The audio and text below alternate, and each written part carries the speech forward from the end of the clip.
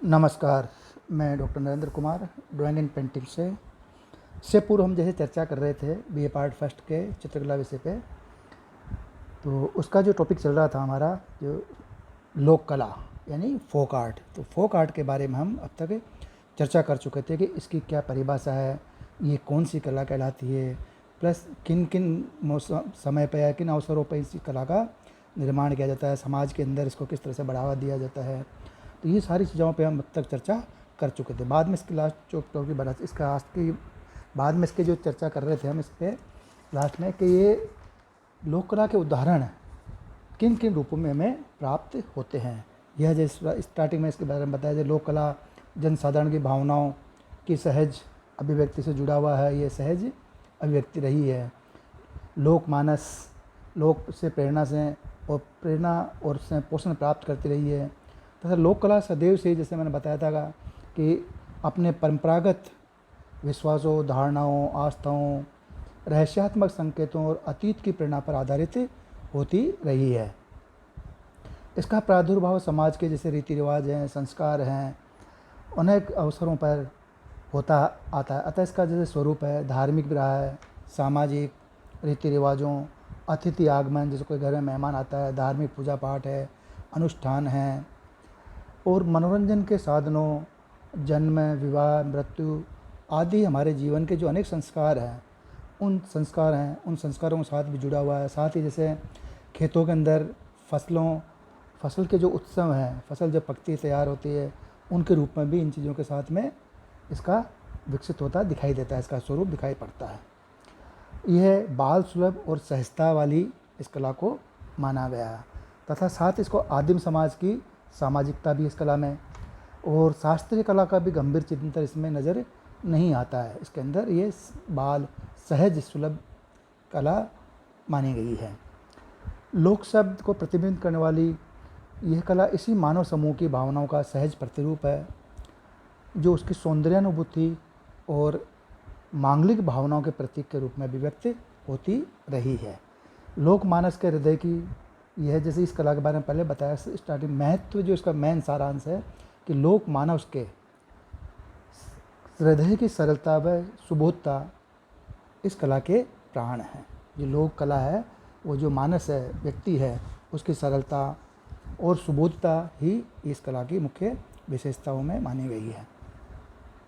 यह लोक कला सापेक्ष भी होती है, उसमें निहित भावनाएं एक व्यक्ति से संबंधित न होकर समस्त समाज से संबंधित रही है।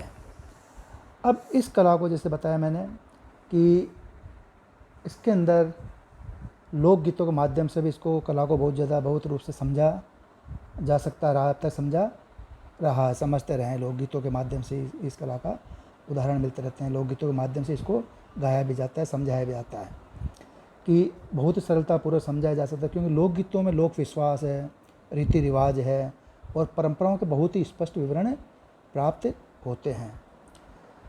19वीं शताब्दी के विद्वानों का ध्यान भी सर्वप्रथम मौखिक परंपरा चले आते हुए इस लोक साहित्य की ओर गया था, जिसको जैसे कुछ विद्वानों ने, मान लो उसको मैंने बताया था, फोक लोर नाम भी दिया था। और भारतवर्ष में लोक कला को जीवित बनाए रखना श्रेय यहाँ की जो नारी समाज है उसको विशेष रूप से जाता है, क्योंकि नारी समाज का जो व्रत है, उपवास है, उत्सव है, त्यौहार है, धार्मिक अनुष्ठान पर अपने घर परिवार के लिए अनेक मंगल कामनाएं करती है महिलाएं, नारियां, और इन सभी मंगल अवसरों पर अनेक कलाएं विकसित होती चली गई है, जिनमें इन्होंने धरती के प्रति अपनी पवित्र निष्ठा को बनाए रखते हुए भूमि अलंकरण के रूप में हमें सुंदर लोक कलाकृतियाँ प्रदान की है। और अनेक प्रांतों में लोक कला के इन भूमि चित्रों को अनेक नामों से भी जाना जाता है, लेकिन इनके मूल में जो आह्लाद व आत्मीयता है वह सर्वत्र, मतलब सभी समान, सर्वत्र एक ही जगह से सर्वत्र एक जैसे रूप में ही विद्यमान माना गया है, विद्यमान है यानी कि विद्यमान है। इन भूमि अलंकरणों को जैसे मैंने बताया था कि महाराष्ट्र में रंगोली तथा गुजरात के अंदर साथिया के नाम से, राजस्थान में इनको मांडनों के नाम से जाना जाता है, और उत्तर प्रदेश के कुछ भागों में सोन रखना, कुछ में चौक पुरना, अल्मोड़ा गढ़वाल में जैसे आपना या अल्पना, बिहार में अहपन और बंगाल में अल्पना इसको कहा जाता है। और पर्व त्योहारों तथा विवाह आदि के समय मंगलमय चिन्हों को दीवारों तथा फर्श आंगन पर अंकित करने की प्रथा बहुत प्राचीन रही है। ऐसे जैसे महाराष्ट्र है, गुजरात है, राजस्थान है, बंगाल है, तो सभी जगह अलग अलग इनके नामों के रूप में और इनके अलग अलग जो विधियों के बारे में मैंने आपको अपने को इसके बारे में पहले पूर्व में हम चर्चा कर चुके हैं। उसी प्रकार जैसे पट चित्रण है, ये भी एक लोक कला का एक उदाहरण है। तो यह जैसे पट चित्रण परंपरा भारत के अनेक प्रांतों में देखने को मिलती है, जैसे बंगाल है, राजस्थान है, बिहार है, महाराष्ट्र है, उड़ीसा, चेन्नई, मद्रास आदि स्थानों पर इसको देखने को मिलती है। अब जैसे इसके आगे हम चर्चा कर रहे थे धार्मिक चित्रण। अब लोक कला का जो मेन स्वरूप है वो ज़्यादातर धार्मिक चित्रों के रूप में रहा है। तो भारतीय लोक कला का प्रादुर्भाव धार्मिक भावना से होता दिखाई देता है। आज भारतीय जीवन के हर पहलू में रच बस गई है। यहाँ की लोक कला का एक विशिष्ट रूप धार्मिक भित्ति चित्रों में के रूप में प्रमुख रूप से दिखाई देता है। होली, दिवाली, दशहरा, श्रावणी तीज, नाग पंचमी, शीतलाष्टमी, अहोई अष्टमी, करवा चौथ, गणेशोत्सव, गोवर्धन पूजा, जन्माष्टमी, सांझी विवाह उत्सव, पुत्र जन्म, उपनयन संस्कार, व्रत, उपवास आदि अनेक जितने भी अवसर आते हैं, अवसरों पर घर की दीवारों, चौपालों, पोल आदि पर भी गेरिक आलेखनों, मसी चित्रों, वर्ण चित्रों और चावल की मांडी तथा हल्दी आदि के द्वारा परंपरागत रूप में भित्ति चित्र अंकित किए जाते रहे हैं और आज भी चित्रित किए जाते हैं। इनमें शंख, स्वास्तिक, आभूषण, चक्र, कलश, फूल पत्तियाँ आदि मंगलमय एवं सुख समृद्धि सूचक आकृतियाँ चित्रित की जाती है। और कुछ विशेष अवसरों पर जैसे दुर्गा पूजा, गणेश उत्सव आदि पर इष्ट देव की प्रतिमाएं बनाकर जुलूस के रूप में निकाले जाने के उपरांत जैसे जल में प्रवाहित की जाती रही है। तो ये धर्म के साथ भी ये चीज़ें जुड़ी हुई है।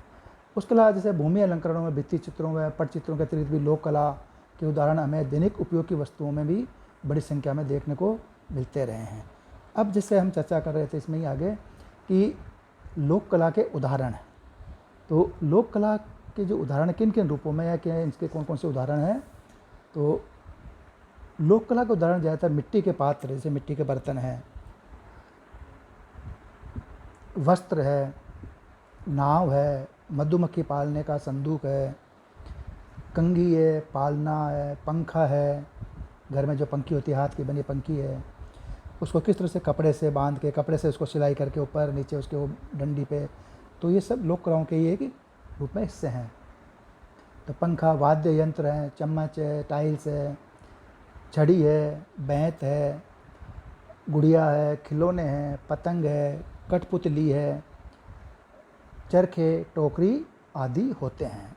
ये लोक कलाओं इनके रूप में कलाएँ लोक कलाएँ हमें नज़र आती है। जैसे मिट्टी के पात्र, वस्त्र, नाव, मधुमक्खी पालने का संदूक, कंघी, पालना, पंखा, वाद्य यंत्र, चम्मच, टाइल्स, छड़ी, बैंत, गुड़िया, खिलौने, कठपुतली, चरखे, टोकरी आदि होते हैं। और बंगाल के मिट्टी के पात्रों की चित्रकारी विशेष दर्शनीय होती है।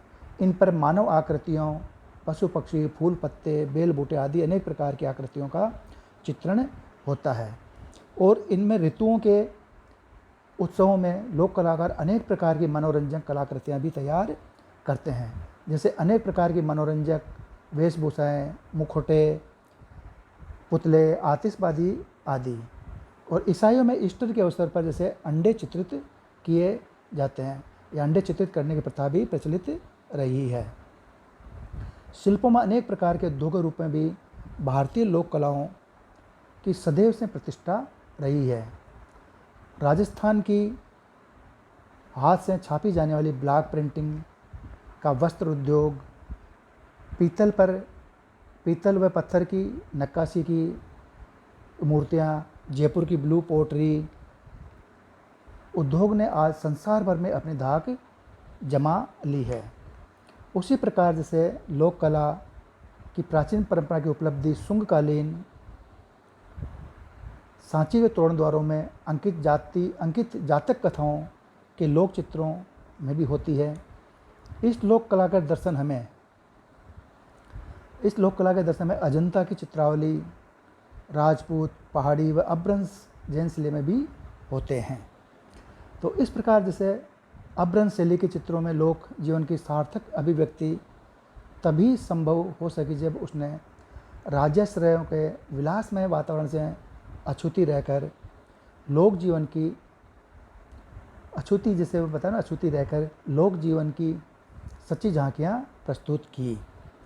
लोक शैली से प्रभावित आज जैसे वर्तमान समय में आधुनिक बड़े बड़े चित्रकार, तो वो लोक शैली से प्रभावित आधुनिक चित्रकारों में भी जैसे यामिनी राय का नाम विशेष रूप से लिया जा सकता है। तो इस प्रकार जैसे जो मैंने बताया कि आज लोक कला कि हमें किन किन उदाहरणों में, किन के रूपों में इसकी ये स्वरूप में ये नज़र आती है। जैसे बताया भित्ति पे, दीवारों पे, फर्श के अंदर से रंगोली के रूप में, दीवारों पे मांडने के रूप में।